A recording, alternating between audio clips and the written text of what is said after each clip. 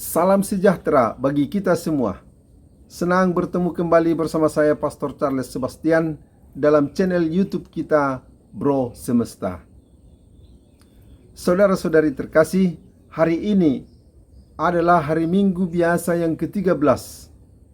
Namun karena bertepatan dengan tanggal 29 Juni di mana kita merayakan Santo Petrus dan Paulus Rasul, gereja menetapkan hari Minggu ini kita merayakan bersama Hari Raya Santo Petrus dan Paulus Rasul. Mengapa kedua rasul ini dirayakan bersama? Karena kedua rasul ini boleh dikatakan rasul yang paling unggul dan paling bertanggung jawab dalam penyebaran Injil Tuhan ke seluruh dunia. Dan perayaan Rasul Petrus dan Paulus bersama juga sudah dirayakan sejak abad-abad pertama dalam gereja kita. Rasul Petrus kita kenal sebagai orang yang sederhana, yang dipilih oleh Tuhan dari antara nelayan di Kapernaum. Dan Tuhan bersabda, "Kamu akan kujadikan penjala manusia." Dan serta-merta Petrus dan saudaranya meninggalkan perahu serta ayah mereka Zebedeus dan mengikuti Yesus. Dan ketika pada suatu saat Yesus bertanya, "Siapakah aku ini menurut orang?" Mereka menjawab, ada yang mengatakan Yohanes Pembaptis, ada yang mengatakan Elia, ada yang mengatakan Yeremia atau salah seorang dari nabi-nabi. Tetapi ketika Yesus mendesak, "Menurut kamu, siapakah aku ini?" Petrus menjawab, "Engkau adalah Mesias, Putra Allah yang hidup."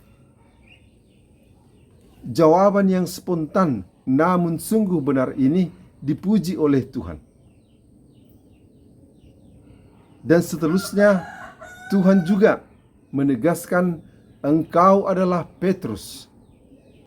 Di atas batu karang ini saya akan mendirikan jemaatku." Dan kemudian Petrus dipilih dan ditegaskan oleh Tuhan sebagai pemimpin dari jemaatnya. Dia adalah paus pertama. Paus yang kemudian kedudukannya, jabatannya diteruskan hingga saat ini kepada paus kita, Paus Leo yang ke-14 sebagai paus yang ke-267. Petrus itu seorang yang tulus hati, spontan, jujur, dan mempunyai komitmen yang besar. Namun dia juga mempunyai kelemahan manusiawi. Sangat terkenal bagaimana Petrus ketika Yesus sudah ditangkap oleh orang-orang Yahudi, menyangkal Yesus hingga 3 kali sampai ayam berkokok, menyadarkan dia kembali bahwa sebelumnya Tuhan sudah mengatakan hal ini kepadanya. Namun Petrus sesudah Yesus bangkit dan naik ke surga dengan semangat yang berapi-api mewartakan kabar sukacita itu. Petrus juga mengalami rintangan-rintangan dan penderitaan. Dibelenggu, dipenjarakan. Hingga akhirnya dia berkesempatan untuk pergi ke Roma. Dan di Roma dia juga mengembangkan dan menyebarkan kabar Injil Tuhan. Dan pada saatnya tibalah penganiayaan dari penguasa pada waktu itu. Banyak orang-orang Kristen yang sudah mengikuti, yang sudah percaya akan nama Yesus dibunuh. Yang lain terus dikejar-kejar. Sehingga umat di Roma menyarankan agar Petrus melarikan diri dari Roma. Dan Petrus pada saat itu tergoda untuk meninggalkan Roma. Namun menurut tradisi, terjadilah peristiwa berikut ini. Ketika dia mulai meninggalkan kota Roma, dia bertemu dengan Tuhan. Dan disitulah terjadi dialog yang sangat terkenang hingga saat ini. Quo vadis, Domine? Tuhan, engkau mau pergi kemana? Dan Yesus berkata, saya akan pergi ke Roma untuk disalibkan sekali lagi.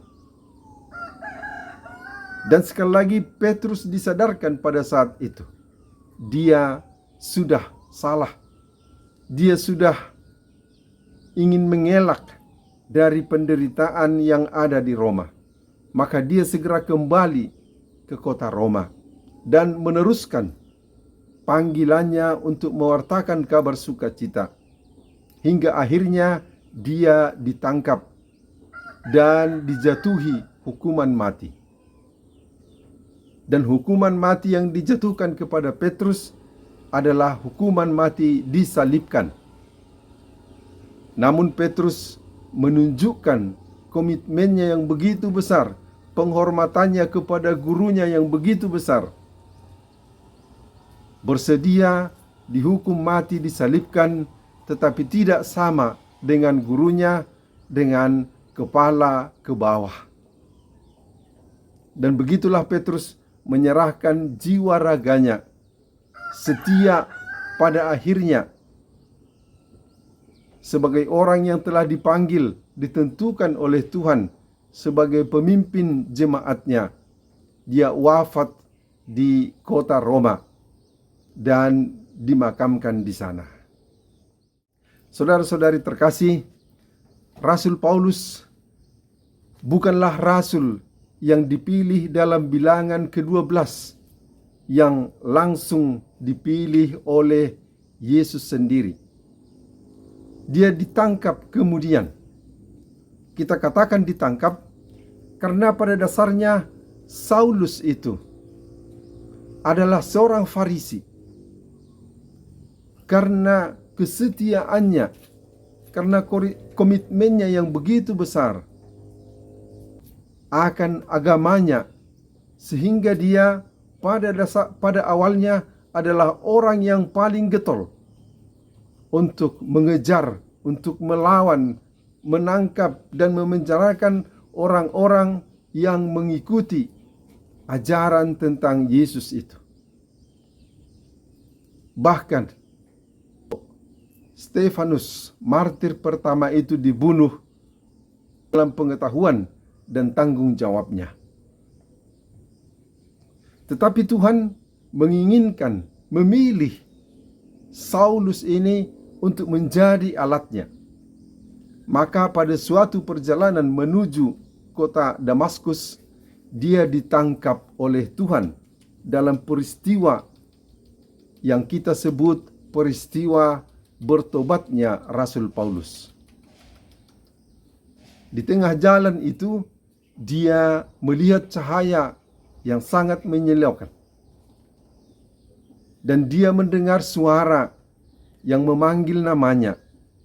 Dan ketika dia bertanya, "Siapakah engkau, Tuhan?" Tuhan menjawab, "Akulah Yesus yang engkau aniaya." Seterusnya, itu menjadi momen di mana Paulus berbalik menjadi pencinta, menjadi pembela ajaran tentang Yesus Kristus dan juga tentang Injilnya yang diwartakan ke seluruh dunia. Dan dia menjadi rasul yang paling gigih mewartakan kabar sukacita di luar Israel, kepada bangsa-bangsa yang bukan Yahudi, terutama kepada bangsa Yunani. Dia juga mengalami pengalaman-pengalaman yang luar biasa, berkali-kali dipenjarakan, karam ketika mengarungi lautan dengan kapal, dan berbagai pengalaman yang mengancam nyawanya karena kesetiaannya mewartakan Injil Tuhan. Hingga akhirnya dia tiba di Roma. Namun karena dia mempunyai kewarganegaraan orang Romawi, dia tidak dihukum mati dengan disalibkan, tetapi dengan dipenggal kepalanya. Seorang rasul yang begitu besar juga menyerahkan jiwa dan raganya demi kabar sukacita Tuhan. Dan Petrus itu adalah rasul yang menjaga atau yang mempersatukan seluruh umat Kristen, dan dia menjadi pemimpin, dan makamnya serta gereja yang dibangun di atas makamnya menjadi gereja yang terbesar di kota Roma, di Vatikan hingga saat ini, yakni Basilika Santo Petrus. Dan gereja atau basilika yang terbesar yang kedua adalah Basilika Santo Paulus. Namun basilika itu berada bukan di Vatikan, bahkan di luar tembok kota Roma, yang melambangkan bahwa dia adalah rasul dari bangsa-bangsa lain yang gigih mewartakan kabar sukacita hingga ke segala bangsa. Maka perayaan ini adalah perayaan di mana kita bersyukur, berterima kasih untuk merayakan bersama-sama kedua rasul ulung ini, Petrus dan Paulus. Dan pada perayaan ini kita juga ingin mengungkapkan komitmen kita. Selain berterima kasih, juga ingin melanjutkan menjadi rasul-rasul kecil di dalam kehidupan kita, pewarta-pewarta kabar sukacita hingga ke ujung dunia, hingga ke segala bangsa, dan terutama dalam kehidupan nyata kita setiap hari. Semoga teladan dan doa dua rasul besar ini, Petrus dan Paulus, menyemangati kita semua. Saudara-saudari terkasih, hingga di sini permenungan kita kali ini. Sampai bertemu pada video-video kita berikutnya. Salam sejahtera bagi kita semua. Pace e bene.